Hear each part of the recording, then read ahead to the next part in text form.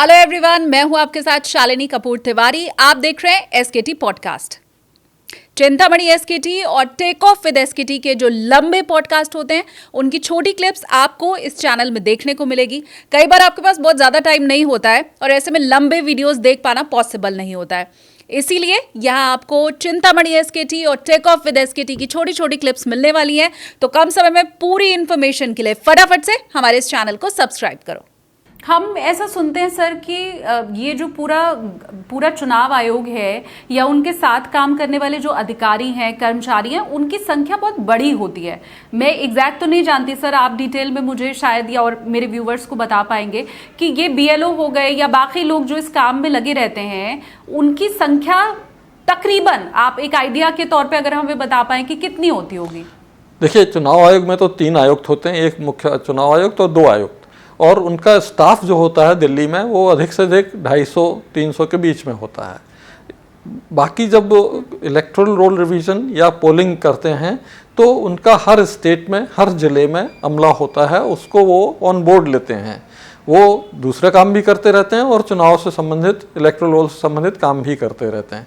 उनको electoral registration officer कहते हैं, बीएलओज कहते हैं, दूसरे और नामों से भी उनको जाना जाता है।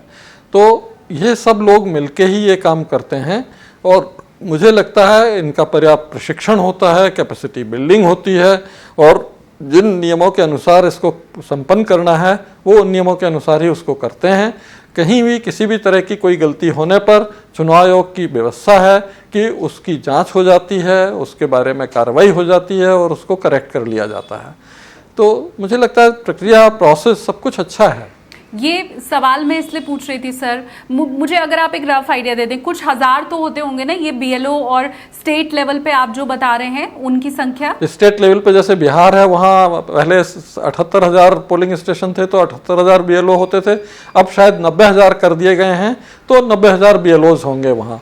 पूरे देश में लगभग 11 से 12 लाख पोलिंग स्टेशन है, तो पूरे देश में 11 से 12 लाख बीएलओज होंगे। तो सर ये 11 से 12 लाख बीएलओ और ये जो इतने बड़े लेवल पे आप कह रहे हैं, दिल्ली में भी करीब 250 होंगे उस टीम के अंदर अधिकारी और कर्मचारी, क्या इतने बड़े लेवल पर धांधली संभव है क्या? मैं ये समझना चाहती हूँ। देखिए, मैंने पहले ही स्पष्ट किया है कि धांधली इसमें कतई संभव नहीं है, स्पेशली इतने लार्ज स्केल वाली। कहीं छोटे मोटे कारणों से, किसी व्यक्ति की कमजोरी की वजह से, उसका प्रशिक्षण पूरा अच्छी तरह से ना होने की वजह से, या उसकी कभी व्यक्तिगत कारणों से ट्रेनिंग ना ले पाने से, इन सब कारणों से उसके कैपेसिटी बिल्डिंग में कुछ कमी रह गई हो, और जो बहुत ज़्यादा कंटेस्टेड इलेक्शन होते हैं, क्योंकि आपको ये ध्यान में रखना चाहिए कि ये जो पॉलिटिकल कन्फ्लिक्ट है कि राज्य कौन करेगा, इसका पहले जो हल किया जाता था वो होता था युद्ध से। पानीपत की लड़ाई होती थी, हजारों लाखों लोग मारे जाते थे, तब यह तय हो पाता था कि ये विजयी हुआ है, यही राज्य करेगा। उसकी जगह इलेक्शन ने ली है, इलेक्शन सबसे ज़्यादा शांतिपूर्वक हो जाता है, तय हो जाता है कि कौन राज्य करेगा। कभी नहीं भूलना चाहिए कि ये इतनी बड़ी चीज़ का हल करने वाली प्रक्रिया है। इसमें जिन लोगों में ये हो रहा है प्रतिस्पर्धा, वो लोग हर तरह की कार्रवाई करेंगे, हर तरह के हथकंडे अपनाना चाहेंगे जीतने के लिए।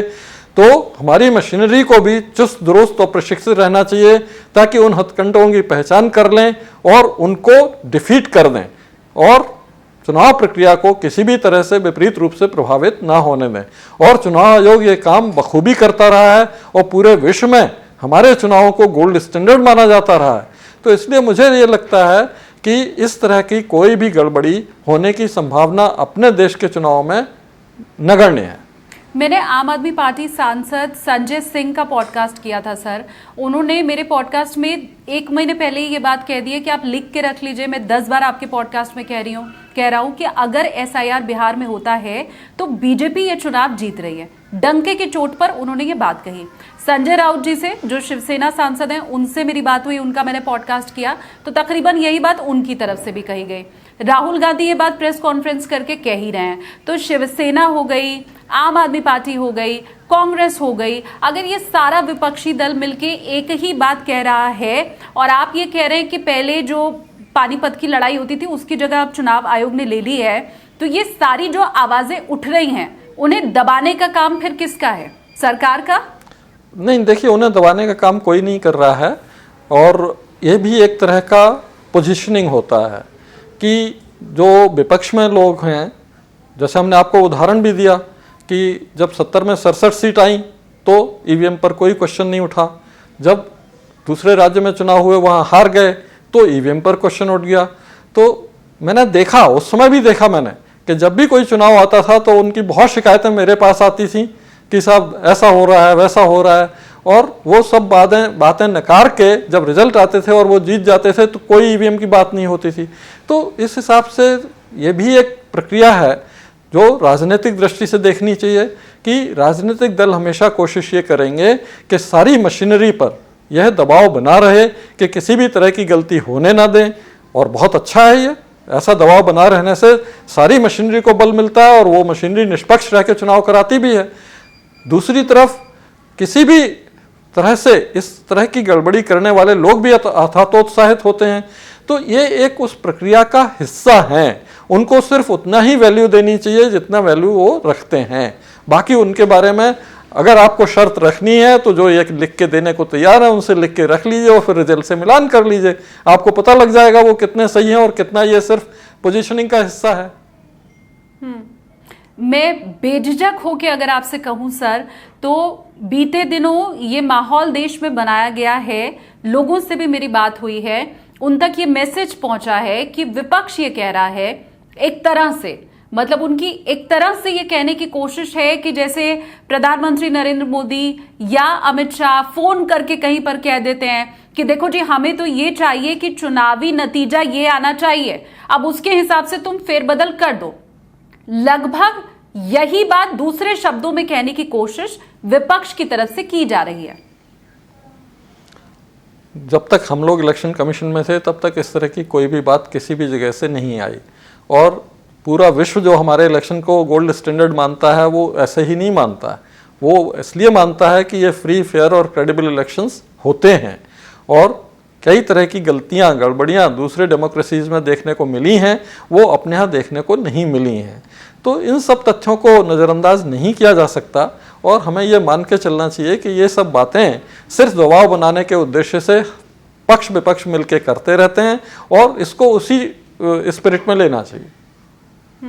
मैं आपसे समझना चाहती हूँ सर कि ये जो चुनाव आयोग है, क्योंकि एसआईआर तो आपने कहा कि कई बार होता रहा है, एक पुराना वाकया आप इसके पहले बता रहे थे कि किस तरह से जब देश आज़ाद हुआ था और उस समय तो संसाधन भी बहुत कम थे, तो उस समय भी कैसे चुनाव आयोग ने बहुत बेहतर काम किया था और करोड़ों मतदाता जोड़े थे। मैं चाहती हूँ हमारी विश्वसनीयता हमारे चुनाव आयोग पर बनी रहे, हमारे जो चुनाव आयुक्त हैं उनके प्रति हम सम्मान से देखें। आप वो दास्तान एक बार फिर से हमें बताइए।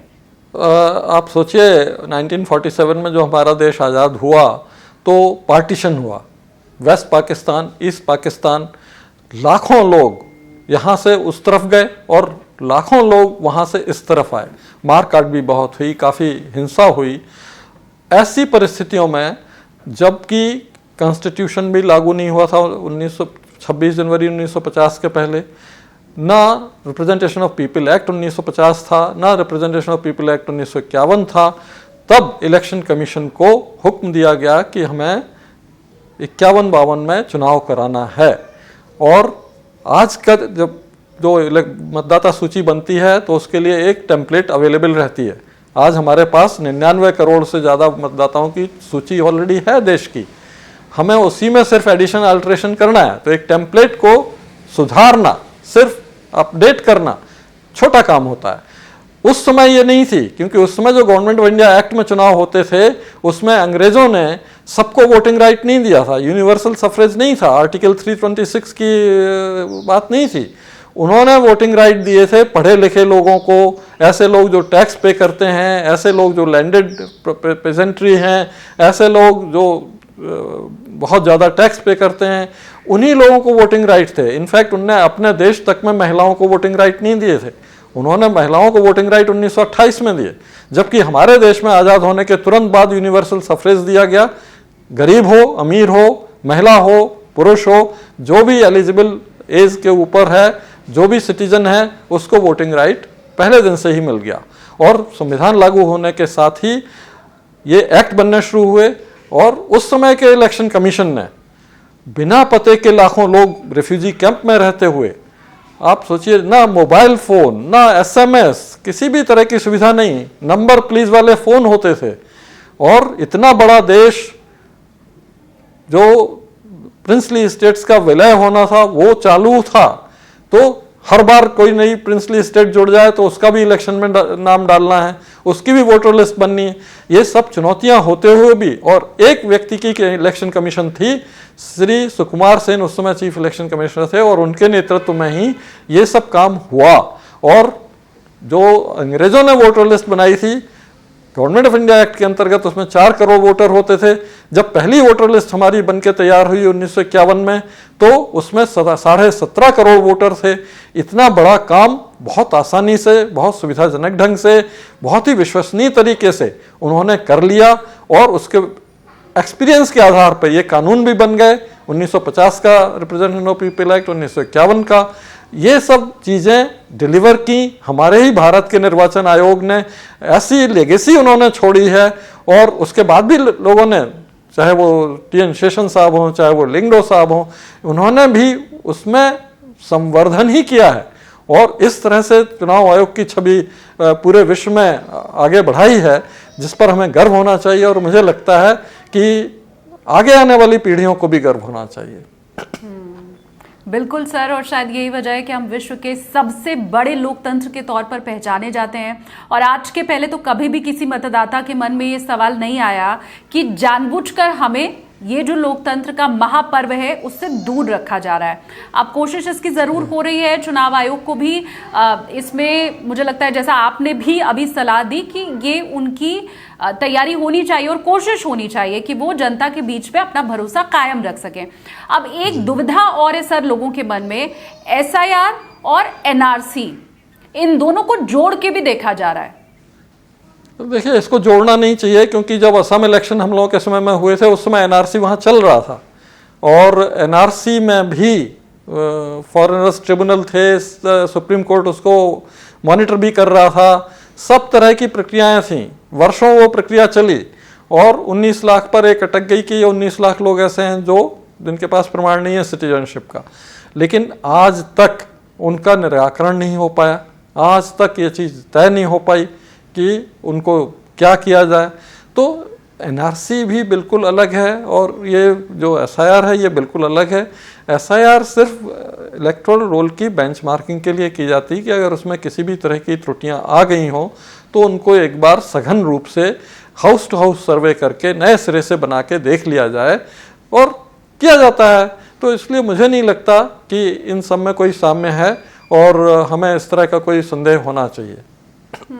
एक चीज और मैं समझना चाहूंगी सर कि विपक्ष अगर बार बार ये कह रहा है कि हमारे वोटर काटे जा रहे हैं, हमारे वोटर काटे जा रहे हैं, हम संतुष्ट नहीं है, और चुनाव आयोग की तरफ से अगर कोई क्लैरिफिकेशन ना आए, तो क्या विपक्ष के पास कोई दूसरा रास्ता भी होता है क्या? लोग ये कह देते हैं कि तुम्हें भरोसा नहीं है अगर, तो तुम मत पार्टिसिपेट करो। अगर आपको नहीं भरोसा है कि चुनाव निष्पक्ष हो रहा है, तो आप एक काम कीजिए, आप अपना कैंडिडेट ही मत खड़ा कीजिए। ये तर्क कहां तक सही है? ये बिल्कुल गलत है। डेमोक्रेसी का महापर्व है जिसमें सबकी भागीदारी सुनिश्चित करना चुनाव आयोग का दायित्व है, और चुनाव आयोग सतत रूप से इसके लिए काम करता रहा है। इनफैक्ट स्वीप एक प्रोग्राम चलाया गया, systematic voter education and electoral participation, और जब भी हमारा इलेक्टोरल पार्टिसिपेशन बढ़ता है चुनाव आयोग उस पर गर्व करता है, उसको रिकॉर्ड मानता है। तो इसलिए मुझे नहीं लगता कि इस पर कोई किसी भी तरह की बहस होनी चाहिए।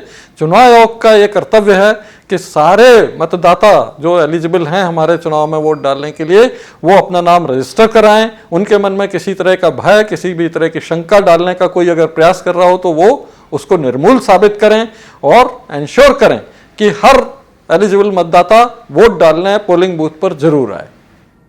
उपराष्ट्रपति पद का चुनाव हुआ सर, और उसमें बैलेट पेपर के जरिए जब वोट डाले गए तो विपक्ष ने ये कहा कि अब देखा, यहाँ तो जब चुनाव था तो बैलेट पेपर के ऊपर आप आ गए ना, देश में नहीं आते हैं आप बैलेट पेपर पर चुनाव कराने। तो आपको क्या लगता है कि भविष्य में देश के अंदर बैलेट पेपर से चुनाव फिर से होने चाहिए, या क्या असंतुष्टि इतनी बढ़ जाएगी कि मजबूरी में उस ओर कदम बढ़ाना पड़ेगा? क्या ये गलतफहमी है। देखिए, वो प्रेफरेंशियल वोट होता है, एक कैंडिडेट को आपको नंबर 1 प्रेफरेंस देना है, दूसरे को नंबर 2 देना है, और चूंकि ये बहुत कम लोगों का वोट वाला सिस्टम है, वाइस प्रेसिडेंट इलेक्शन या प्रेसिडेंट इलेक्शन, तो उसके लिए ईवीएम बनाने का खर्चा जो है, क्योंकि उसकी ईवीएम बिल्कुल अलग किस्म से बनेगी, उसका खर्चा इतना ज़्यादा होगा कि वो किफ़ायती नहीं होगा, वो उस तरह का वायबल नहीं होगा, इसलिए ईवीएम नहीं है वहाँ।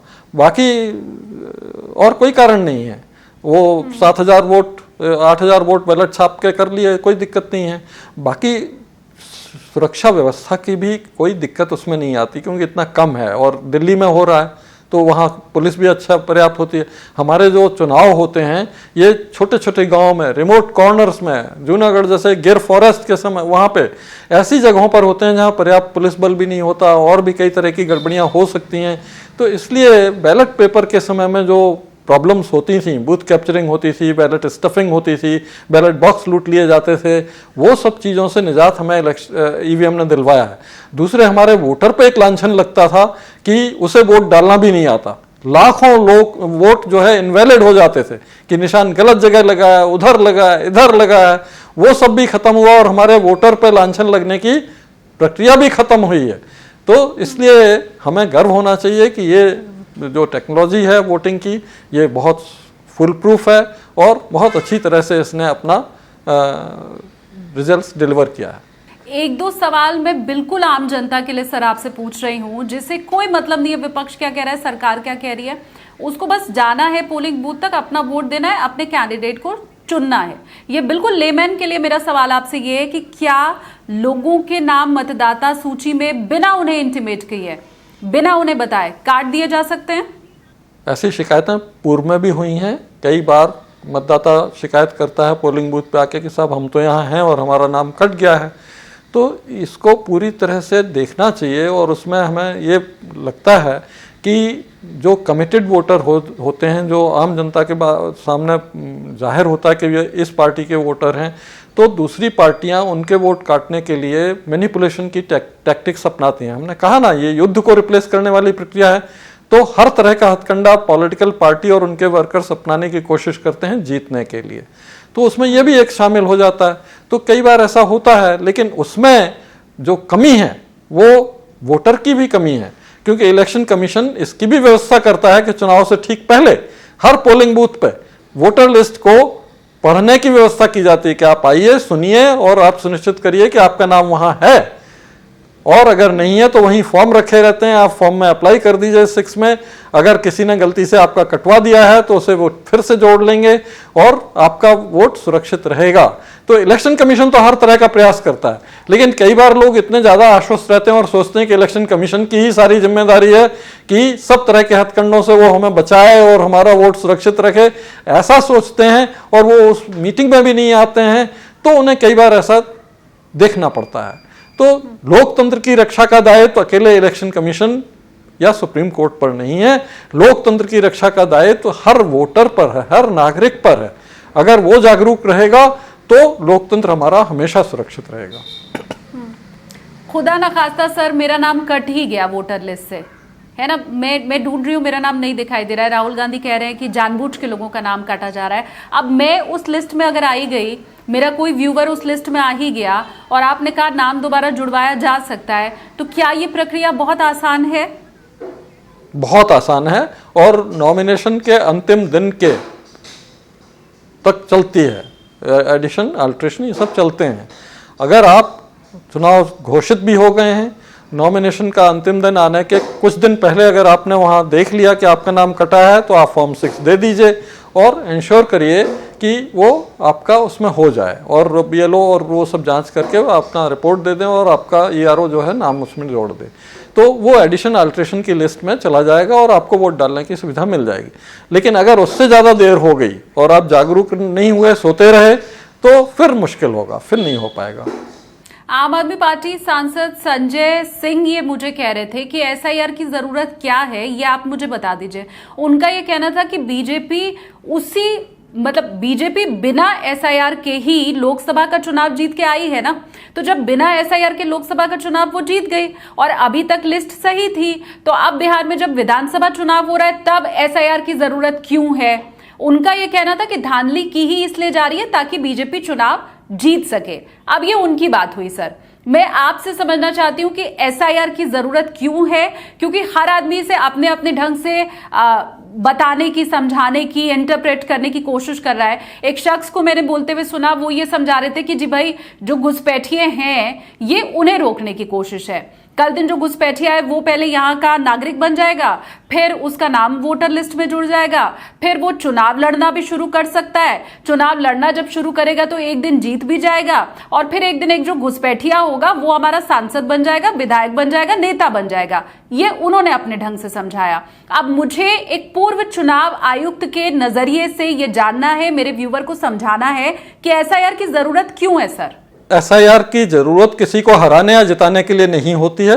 एसआईआर की जरूरत इलेक्टोरल रोल के प्योरिफिकेशन के लिए होती है कि उसमें सब सही नाम, सभी एलिजिबल वोटर के नाम रहें, और जो भी इनएलिजिबल हो, जिसकी मृत्यु हो चुकी है, जो शिफ्ट हो चुका है, वहाँ का ऑर्डिनरी रेजिडेंट नहीं रहा है और कहीं और चला गया है, वो सब नाम उसमें से हटा दिए जाएं।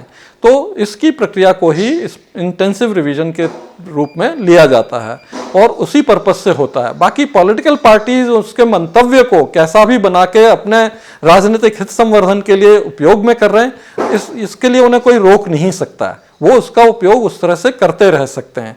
हमें वोटर को आश्वस्त करना है कि इस तरह का कतई नहीं है। इलेक्शन कमीशन का मंतव्य बिल्कुल स्पष्ट है कि शुद्ध इलेक्टोरल रोल हो, वो आपको डेमोक्रेसी को सुदृढ़ करने के लिए, आपके वोट को सुरक्षित रखने के लिए, उसी के लिए बनाई गई है। आखिरी सवाल सर मैं अब पूछ रही हूँ, मुझे एक सम अप में चाहती हूँ आप कर दें। ये मेरा अंतिम सवाल है कि क्या वोट चोरी हो सकती है क्या? मतलब राहुल गांधी के आरोपों को मैं सीरियसली लूं या ना लूं, मुझे ये बता दीजिए। ये मैं बिल्कुल नहीं कह सकता इसमें, क्योंकि देखिए मतदाता सूची में नाम होना ना होना, उसमें त्रुटियां होना ना होना, और पोलिंग स्टेशन पर जाके वोट डलना, ये दोनों अलग प्रक्रियाएं हैं और इन दोनों के बारे में हमें हमेशा अलग सोचना चाहिए। जो भी गलतियां किसी भी स्तर पर होती हैं उनके बारे में अलग सोचकर, अलग परीक्षण करके अलग उनका निराकरण करना चाहिए। इन दोनों को मिक्स नहीं करना चाहिए। धन्यवाद सर, बहुत शुक्रिया आपका, आपने इतना समय मुझे दिया। और जो भी भ्रम की स्थिति मेरे व्यूवर्स के मन में है, ये जो एसआईआर है उसे लेकर आपने दूर किया और उसकी कोशिश की, हम दोनों ने मिलकर। धन्यवाद आपका। और ये जरूरी मैं अपने व्यूवर्स को कहूंगी फिर से, इसलिए भी था क्योंकि एसआईआर अब मात्र बिहार का विषय नहीं है, बिहार तक का मुद्दा नहीं है। पूरे देश में एसआईआर होगा। जो वोटर लिस्ट नहीं बनेगी उसमें मेरा नाम कट सकता है, उसमें आपका नाम कट सकता है, किसी का भी नाम कट सकता है, चाहे आप किसी भी धड़े को वोट देने वाले हों।